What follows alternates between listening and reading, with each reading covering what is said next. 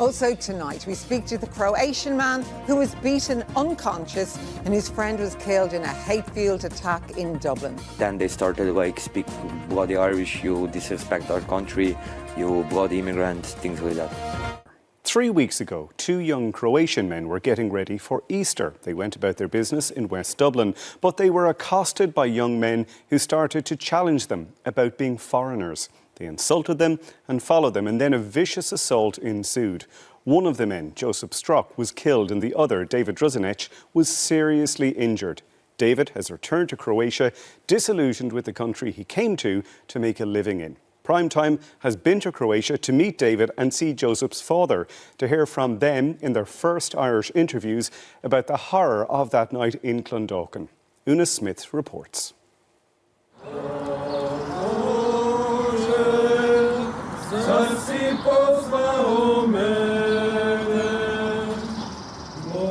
A funeral lament sung at a vigil in Clondalkin, where Josip Strok was fatally attacked on Easter Saturday. 4 days after he received catastrophic brain injuries from the beating, he died in Tala Hospital. The vigil was also attended by locals and community representatives last Friday.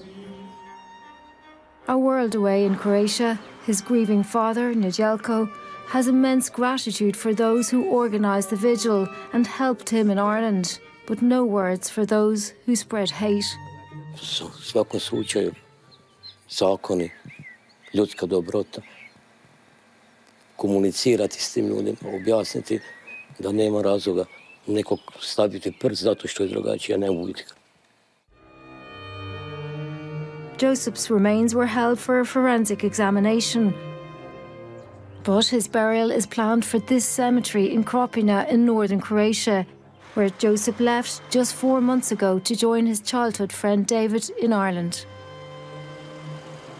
We shared the same teacher, and they was always looking at us on the same way, similar kind of thinking.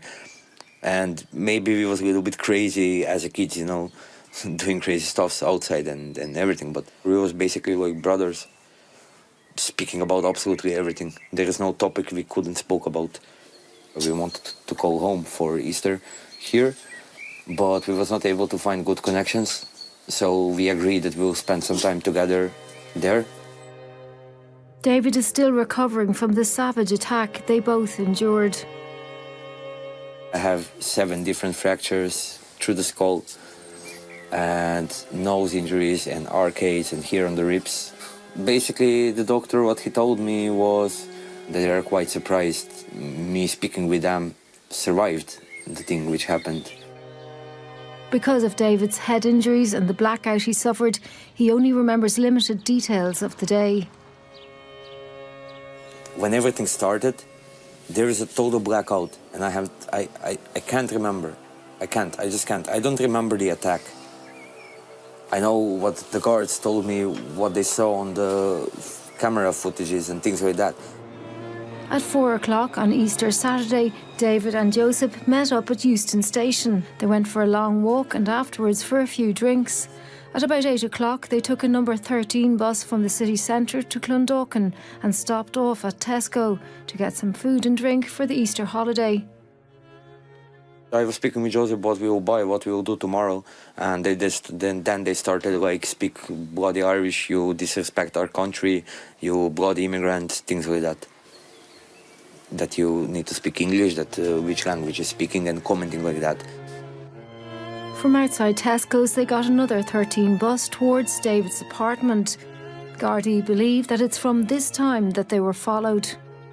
Sometime before 10 o'clock, when they got off the bus at Grangeview Road, they were attacked. They came from behind, hit me first with baseball, something batter, I don't know what. I fall down unconscious. After a few minutes, I managed to stand up and wake up. I managed to stand up. I saw what they're doing to Josip. I wanted to go to help to him and got hit 4 more times and was done.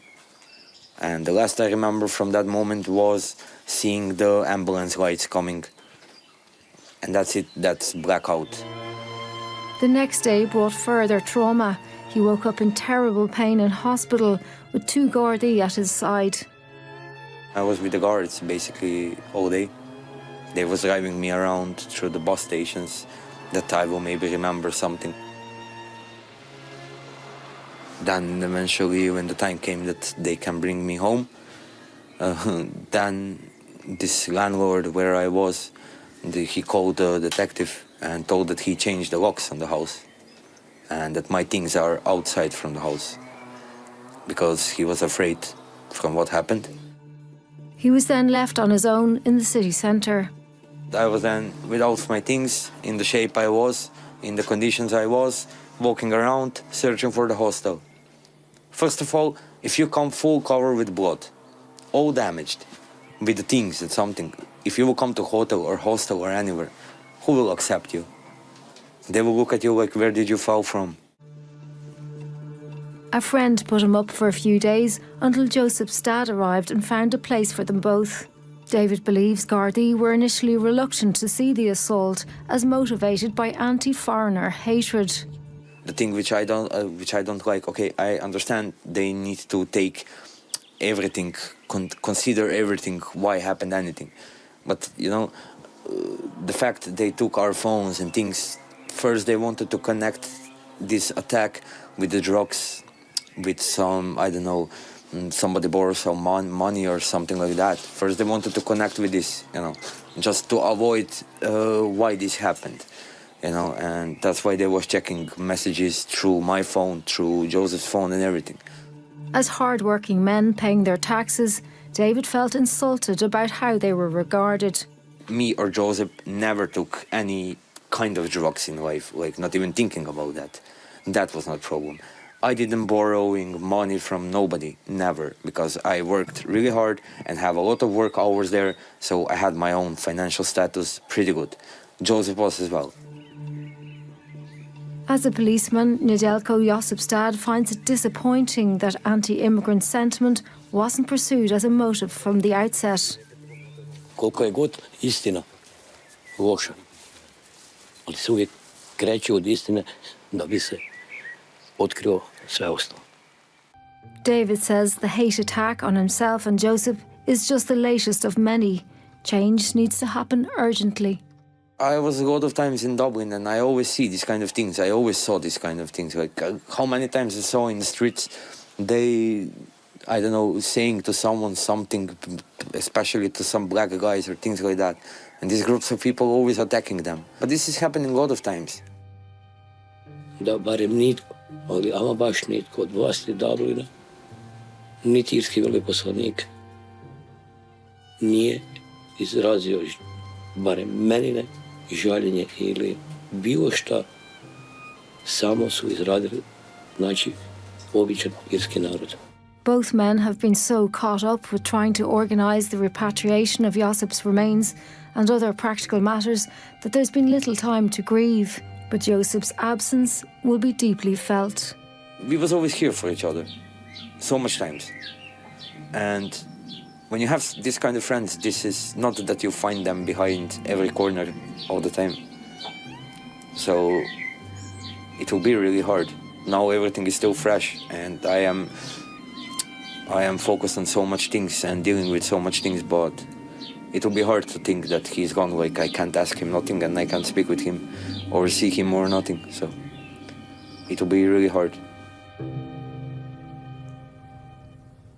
Una Smith reporting from Croatia. Tonight, Gardaí issued a statement to Primetime in which they appeal to anyone with information about the circumstances surrounding the fatal assault of Josip Strok to contact Clondalkin Garda Station. Gardaí pointed out that currently there is no hate crime legislation on the statute books. And Garda Síochána also said that it is required to maintain an open mind into the circumstances of any incident. And it said where a prosecution is brought before the courts, it is a matter for the courts to determine the aggravating factor of any motivations.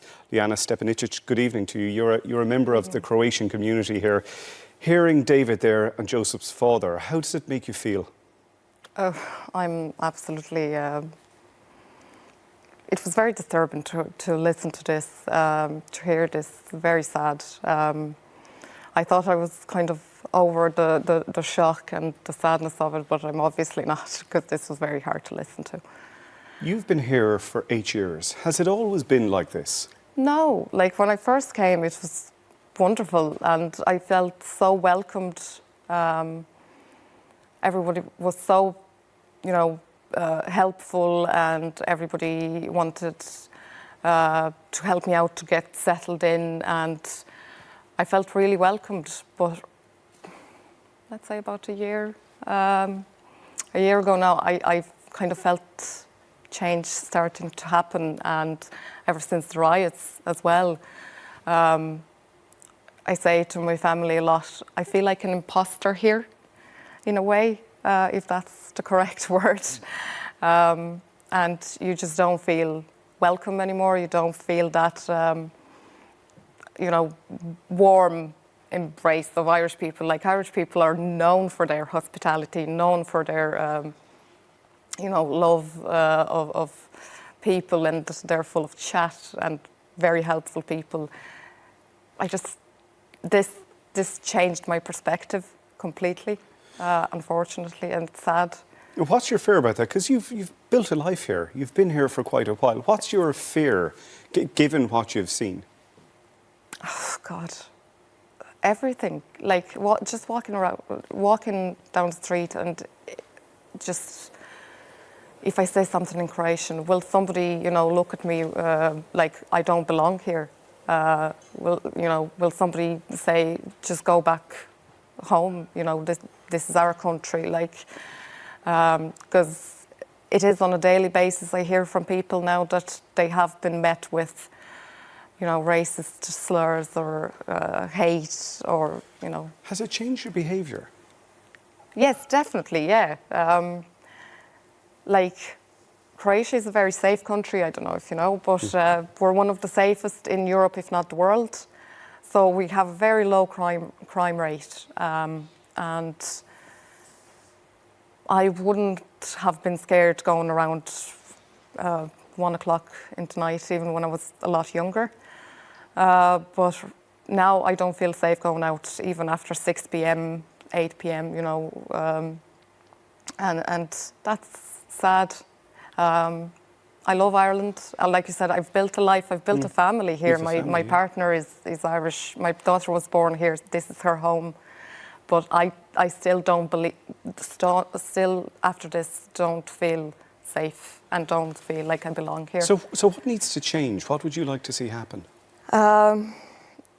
This was widely discussed on our Facebook Croatian groups community.